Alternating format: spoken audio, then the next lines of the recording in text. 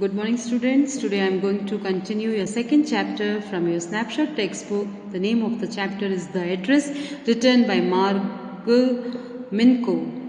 Before starting the place-wise explanation of this chapter, today I am going to give you first the introduction, then the brief summary of the chapter, and then the page-wise explanation of the chapter. Page number 10, the address of your snapshot book. First, the introduction of the chapter.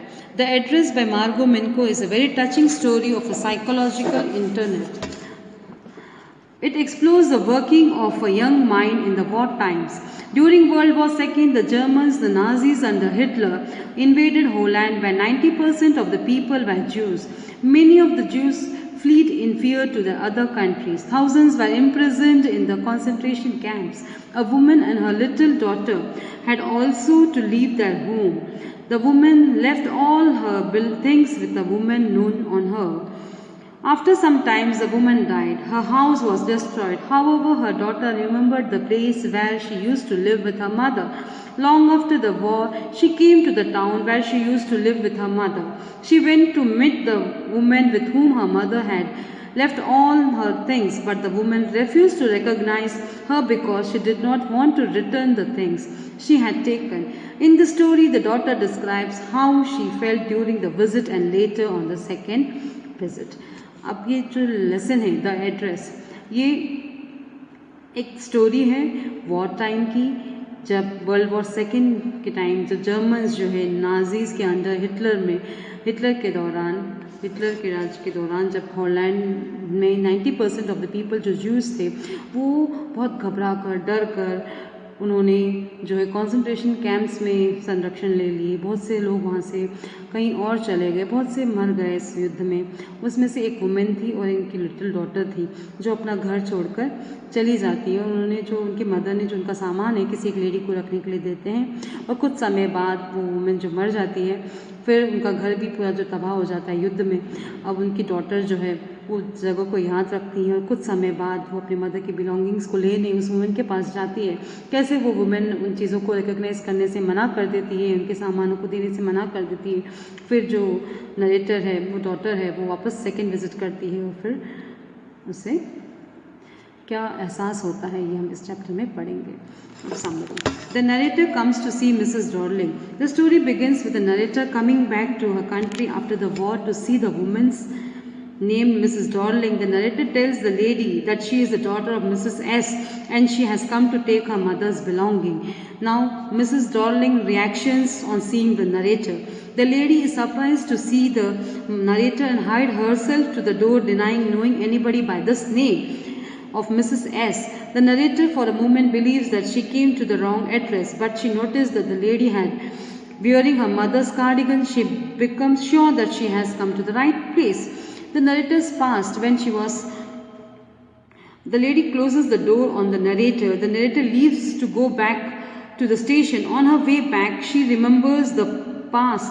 In the past, where the narrator had come home, she had found some things missing in her house. On asking, her mother told her that Mrs. Dorling, an acquaintance of hers, has kind enough to take their valuables with her. She would keep them safely in her house during the war. If they have to leave the country, the valuables would be safely kept with her.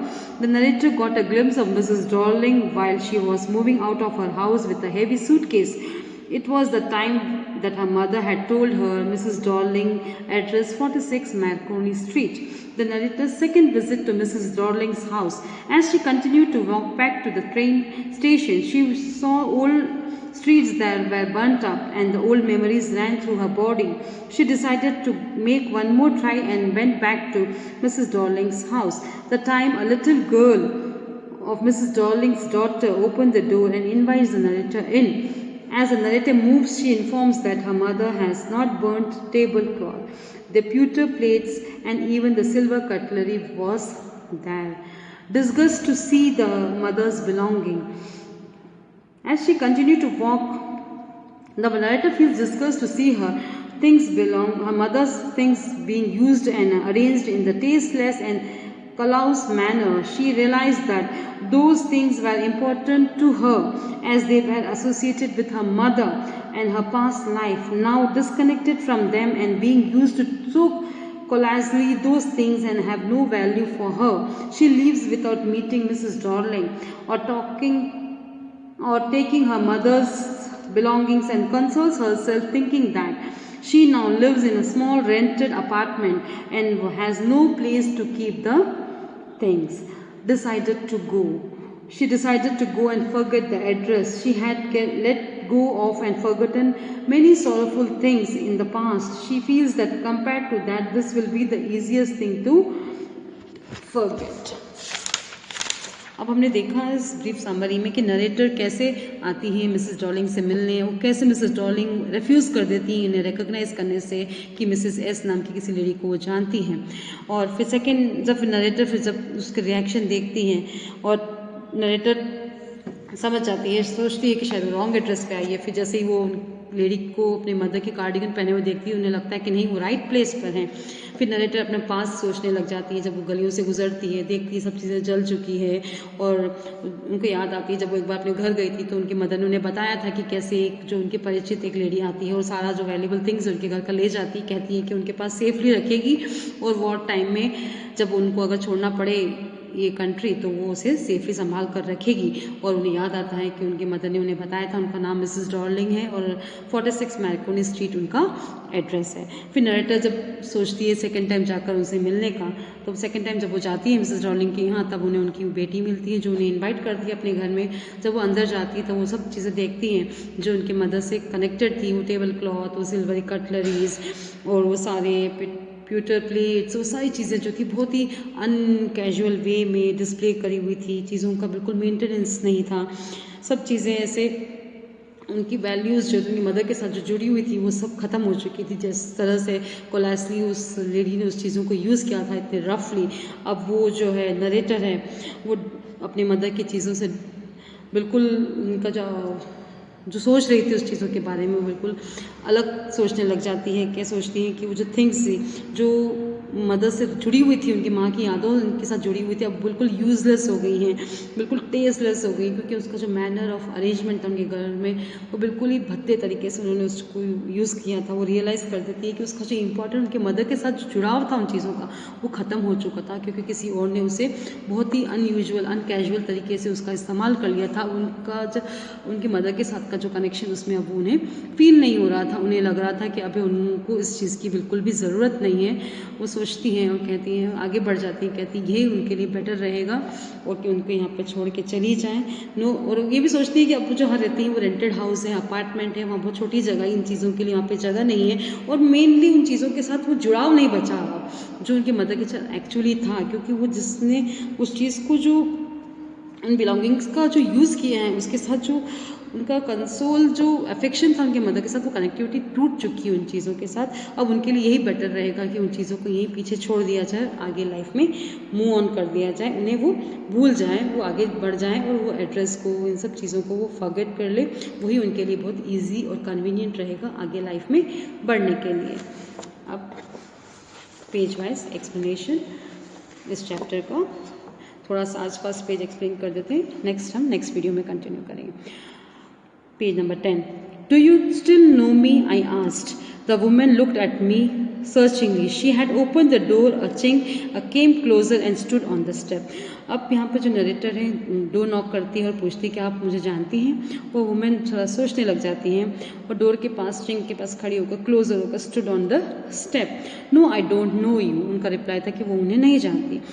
I am Mrs S daughter, वो कहती है मैं Mrs S की daughter हूँ, narrator कहती है। She held her hand on the door as though she wanted to prevent it opening any further. उन्होंने दरवाजे को ऐसे पकड़ रखा था और ऐसे आधा खोल रखा था, ऐसे लग रहा था कि उन्हें पूरा दरवाज़ा नहीं खोलना है। Her face gave absolute no sign of recognition. She kept staring at me in silence. उनका चेहरा ऐसा दिख रहा जैसे वो बिल्कुल नहीं पहचानती, बिल्कुल साइलेंस उनके चेहरे पे दिख रही थी, कोई एक्सप्रेशन उनके चेहरे पे नहीं दिख रहा था। Perhaps I was mistaken, I thought perhaps it isn't her, I had seen her only once. Fleetingly fleetingly, and that was years ago. I was most probable that I had rung the wrong bell. उन्हें उनका चेहरा देख के, उनका हाव भाव देख के उन्हें ऐसा लगा, क्योंकि उन्होंने उस लेडी को सिर्फ एक बार देखा था, वो भी थोड़ा सी झलक, उन्हें लगा कि शायद उन्होंने कोई गलत घर का दस्तक दे दी है, क्योंकि वो लेडी उन्हें रिकॉग्नाइज करने से बिल्कुल ही मना कर रही थी. The women let go of the door and stepped to the side. अब उन्होंने क्या करा, अंदर जाकर बिल्कुल एक तरफ खड़ी हो गई. She was wearing my mother's green knitted cardigan. The wooden buttons were rather pale from washing. She saw that I was looking at the cardigan and half hid herself again behind the door. But I knew now that I was right. Well, you knew my mother, I asked. Have you come back? Said the woman. I thought that no one had come back, only me. अब वो जो lady थी, उनका expression, facial expression ऐसा था कि ऐसा लग रहा था जैसे कि वो उन्हें नहीं पहचानती हैं. फिर जो यहाँ पे नरेटर हैं वो देखती हैं कि उन्होंने उनकी मदर का कार्डिगन वेयर कर रखा है. वो बिल्कुल ध्यान से उस कार्डिगन को देखती हैं. उस लेडी को पता चल जाता है कि शायद नरेटर पहचान गई अपनी मदर का कार्डिगन, तो वो अपने आप को हाइड कर लेती हैं गेट के पीछे. वो कार्डिगन इतना रफली उन्होंने यूज़ किया, वॉश्ड हो गए, उसके वुडन कलर सब फेड हो चुका था. और फिर वो क्वेश्चन करती है, पूछती है नरेटर, क्या आप मेरी मदर को जानती हैं? तो वो कहती हैं, आई आस्क्ड. उन्होंने कहा, हैव यू कम बैक? उन्होंने कहा, क्या तुम आ गई हो? I thought that no one had come back. उन्हें लगा कि शायद कोई भी वापस नहीं आया. तब नरेटर को लगा शायद वो अकेली हैं जो वॉर से वापस आई हैं. अब हम आगे इस चैप्टर का पेज नंबर 11 से वीडियो एक्सप्लेनेशन कल करेंगे. Thank you.